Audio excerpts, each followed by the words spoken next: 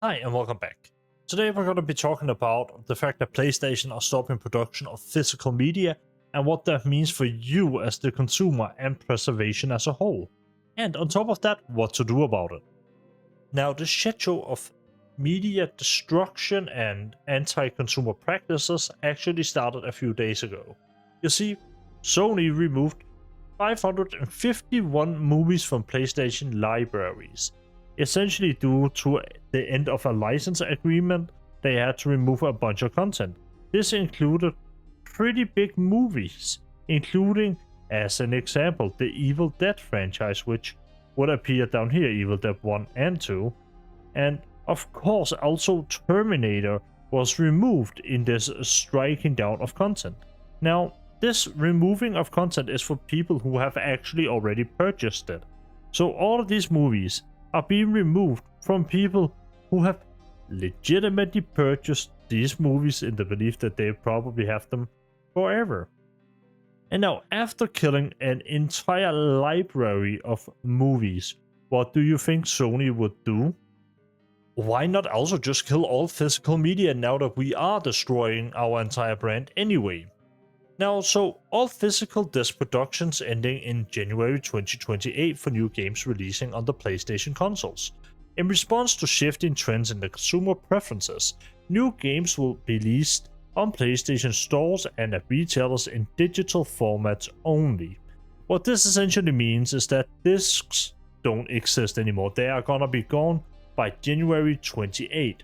Now, there are some speculation that this is gonna be in response to the fact that the PlayStation 6 might be releasing roughly around then. I think that is kinda likely, but ultimately there's no direct confirmation. So why does this matter? Well, the arguments are that physical media is the only way to probably preserve and own the things that you buy. I wouldn't have to look too far to find lists and lists of games that simply got removed, that you might have given very real money for, that then got removed from your library. Now, the easiest way to figure out just how many games that are actually dead at this point is to go to the Stop Killing Games wiki. In that wiki, you can see direct counts. Basically 38% of the games that have been at risk are now dead, and you have some good old preserved and resurrected Dame pie charts here. But how does that actually look in terms of a list? Well, all of the purple games are fan resurrected, meaning that somebody out there decided that you should be able to play their favorite game and did the work to make these things run again. Now, of course, eventually, if you've scrolled enough, there's also just directly death preserved, meaning that the developers have done something so you can actually still play these games and experience them. However, there's a list that is much longer than both of them, where it's just dead. So all of them are dead. All of these grayed out games are not, a thing you can experience anymore. Now, the argument that is being made is that if you owned a bunch of these games physically, you would still own them, you'd still be able to experience them. And that is only partially true. Now, there are an argument to make that there's maybe more data on the disk, and that's how you can quote unquote easier resurrect it. It will be easier to do so. However, in reality, what we actually need to push for is not an all physical future. It is a future where your digital rights aren't being violated on a regular basis, and where you have ownership of the things that you buy digitally. Now, I have seen some people say that that is straight up impossible. That doesn't exist. But a storefront known as GOG disagrees pretty heavily with you. Here you can buy some new games, some old games, but without DRM. What does that mean? It means you could quite literally buy the Reg, as an example, this game right here, and you'd be able to burn that onto a disk and forever preserve for yourself. You are not getting a digital license for your game. You are getting the game directly. You are getting the exe file. You can share that exe file with other people given the capability to share it. You just need to find a place where you can actually just send it. But you could, in theory, buy God of War, then you could send that exe file and all of the files that comes along with it to your friend and they can run that game completely free of charge because there is no DRM. The DRM is the issue here. It is why we cannot preserve the games that we buy. And it's of course a pretty shitty situation to be in. If we go back to the blog post here again, what this also means is that PlayStation are positioning themselves to be in a place where they can control the entirety of the PlayStation ecosystem. What that means for you is that they can change the prices how they want, they can upmarket by whatever they want, and they can fuck over developers however they want. You might be like, that doesn't happen, right? It would never happen. Well, there's surely a lawyer firm in Amsterdam who believes so. Now, I'm gonna read this entire post that talks about this lawyer firm that thinks that Sony is artificially price hiking their products, because I think it's actually important for you to understand the full context of it. So, preemptively apologies for my bad pronunciation. Milberg Amsterdam acts as legal co-counsel for Stitchy Machada and Countryman, which is initiating collective action against Sony on behalf of Dutch PlayStation users. The claim, brought under Dutch and European competition laws, seek to address Sony's abuse of its dominant market position, which has resulted in inflated prices for digital PlayStation games and in-game content. The claim centers on the allegation that Sony has monopolized the distribution of digital PlayStation content, causing all PlayStation users to purchase digital games and add-ons exclusively through the PlayStation Store. This has led to a so-called Sony tax, where consumers pay artificially high prices, often significantly higher than for physical copies of the same games. The key allegations in this case includes... Now it then goes on to state some of the key allegations, which is that Sony's 30% commission tax, which is essentially if you are releasing a game on the PlayStation, you need to pay 30% of whatever your game makes back to Sony, leads to a higher price for the end consumer. It also then alleges that because you cannot purchase a PlayStation game after these restrictions on any other platform than Sony, that there simply isn't an other option for a developer. So if you're releasing a game that goes on the PlayStation, you have to sell it through Sony, meaning that whatever deal that they are giving you is the one that you are taking, regardless of whether or not that's a good deal, which creates a closed ecosystem and eliminates competition, effectively making them a monopoly within the PlayStation ecosystem. It then goes on to state that they found that on average you pay 47% more for digital PlayStation games than for physical copies, not just in the Netherlands but also Portugal and the UK. Of course, this will probably extend itself further as well once it's been looked into more. This is fairly new, and I thought it was very worth including because it does really highlight the point that I'm trying to make of the fact that what PlayStation is effectively doing is closing down the ecosystem, making it so that if you want to play on the PlayStation, well, then you have to submit yourself to Sony regardless of whether or not you want to. In addition to everything we have talked about here that fucks you, the consumer, and fucks your rights, they're also shutting down PlayStation 3 and Vita stores. That specifically means that there are quite a decent subsection of games you're no longer gonna have access to at all, as they were never produced physically. That includes, as an example, Tokyo Jungle, the weird game where you were playing as like animals in a post-apocalyptic Tokyo that I remember specifically because I think PewDiePie played it. But also, and more importantly for me personally, a spin-off of the Infamous games, specifically called Infamous Festival of Blood. Now, I'm a pretty big fan of the Infamous games and thought I had played all of them, specifically because I played 1, 2, and Second Son and First Light, but I had no idea this game existed. This is apparently exclusively available online through the PlayStation Store, and when they shut down the PlayStation 3 store, it's just not gonna be available anymore. That fucking sucks, dude. I really can't say it in any other way. That genuinely fucking sucks. The game sounds awesome. Apparently Cole will get like powers that run on human blood. It's weird. It sounds cool. And for me personally, the removal of the PlayStation 3 store specifically is a bit of a hit. I grew up on the PlayStation 3. When I was a young kid, I played a shit ton of PlayStation 3. It was my favorite console generation ever. It was only midway through that I would end up swapping to mainly being a PC gamer. But I fucking love my PlayStation 3. Why am I telling you this though? This is because there are a few solutions to these problems. For this last section of the video, I do want to make a little bit of fun of the ESA because they had this meeting with Stop Killing Games in California where they essentially states that, you know, playing on a Minecraft private server or basically any Minecraft server is the equivalent of the video game black market. One part of the bill is around the ability to go on a community server. The author is stating that that's currently allowed right now, so long as you're. If I don't want to misunderstand what you said, as a member.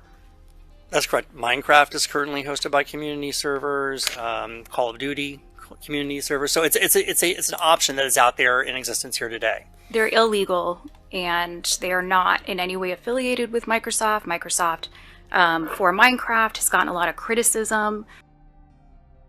Interesting. So you're telling me that Minecraft, that game, the block game, the one that basically runs on community servers, it's illegal for them to have those? Well, on the Minecraft webpage, they actually host the files that you need to host the server. You could go in and you do something as simple as Google a download. I typed, and you can go here, minecraft.net. They have the entire thing right here. They are hosting it on their own website and they're telling you that it's illegal. This sort of shit is insane to me, and this has been talked about to death, so I'm not going to focus that much more on it.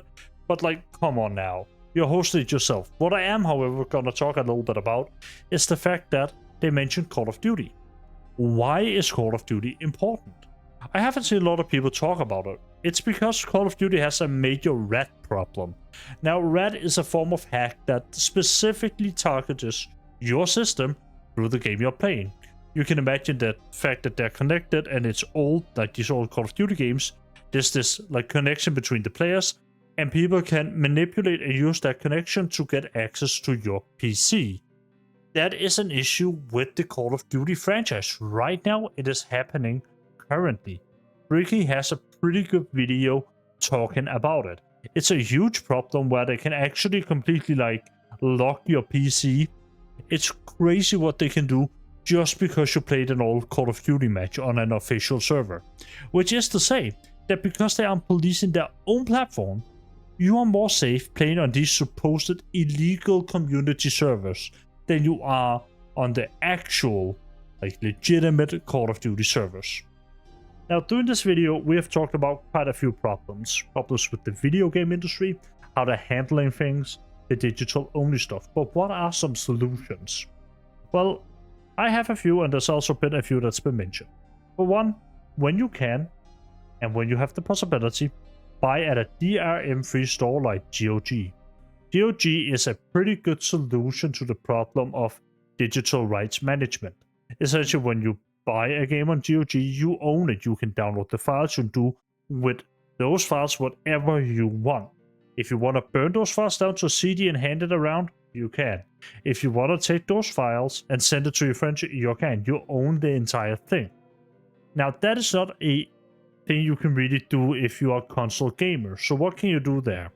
Well, for now, it is only PlayStation that has announced that they're going away from physical media, which the main problem is the fact that, well, of course, if they go away, it becomes harder to preserve.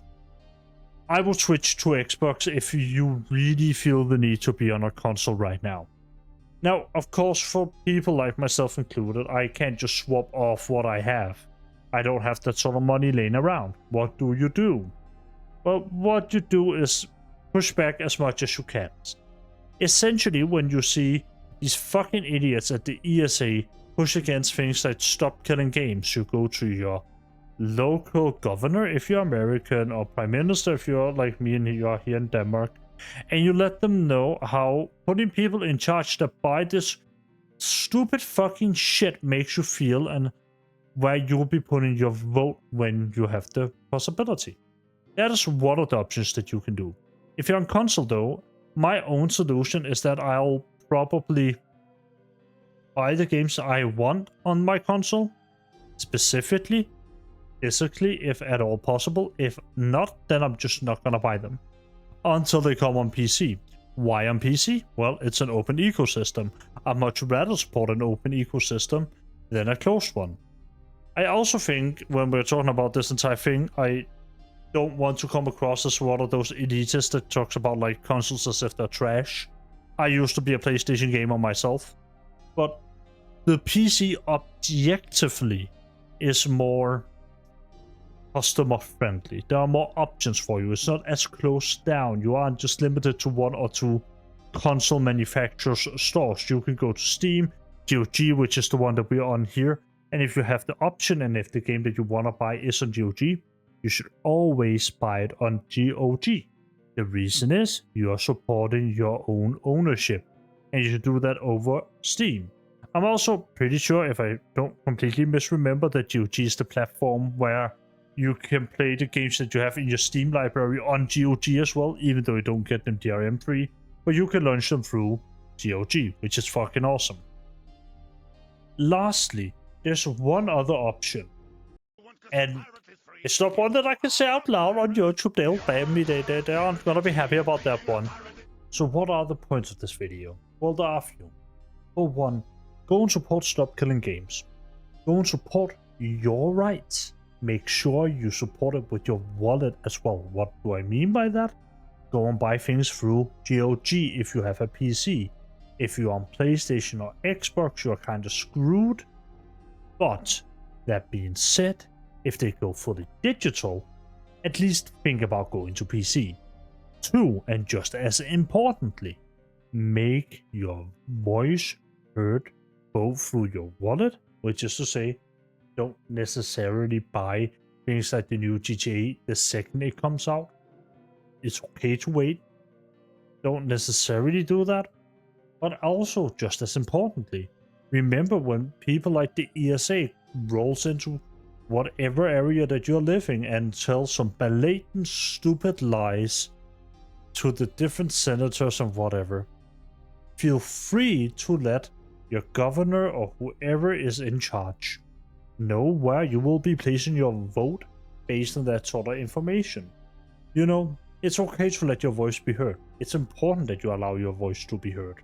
And while sometimes it won't really go anywhere, at least you can say you tried. The reality is, and the reality with a lot of things, is that if you don't give it an attempt to push against whatever is happening, you are effectively allowing it to happen. You are the kettle that is just allowing, you know, yourself to go into the butcher. Push against it, my friends. Don't allow them to take away your products or whatever it is you own. They will take more and more and more. We cannot give up these fronts. But all of that being said though, if you want to read anything that I've read today, anything that we've looked at, if you want to go and verify for yourselves, all links are in the description. I've also linked to Stop Killing Games, mainly because I think you should follow them on social media. The same with Does It Play, mainly because if there's anybody who can direct you better than I can, it's probably them and Rossmans, who I've decided to link to the Right to Repair wiki, which is a project that he spearheaded as far as I know. And lastly, here at the end of this video, thank you for watching. Like I said, want to read or do anything with it, all in the description. Alright, I forgot, bricky video about the rat problem in Call of Duty, also in the description. That being said, thank you for watching. I'm gonna go back under the pillow and sleep. It's late. I don't want to like pretend any of the things that I said is a problem that exists, because that makes me really, really sad. But all of that being said, I'll see you all later.